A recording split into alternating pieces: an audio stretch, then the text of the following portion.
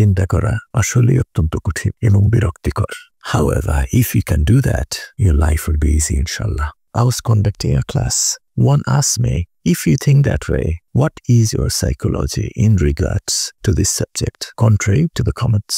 তিনি আসলে জিজ্ঞেস করছিলেন যে জীবনের ব্যাপারে আপনার দৃষ্টিভঙ্গি কি সাধারণের আইডিয়ার বাইরে। I said, that was an excellent, thoughtful question. I answered, I see life as it is.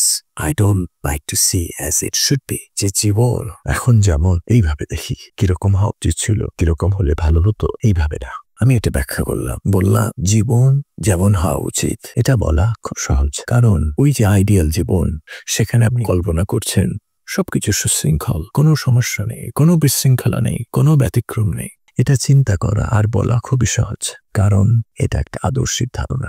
বাস্তবে এই চ্যালেঞ্জ কেউ নিবে না, কেউ আপনাকে বলবে না কেন সেই জীবন আপনি অর্জন করতে পারেন নাই, আর সেই জীবন অর্জনের জন্য আপনাকে কেউ তাড়াও দিবে না। এটা এমন একটা চিন্তা, বাস্তবে এর কোনো স্থান নাই। তার কারণ হচ্ছে যে যেহেতু বাস্তবে কোনো স্থান নাই, আমাদের কিছুই করতে হবে না। We don't have to do anything about it.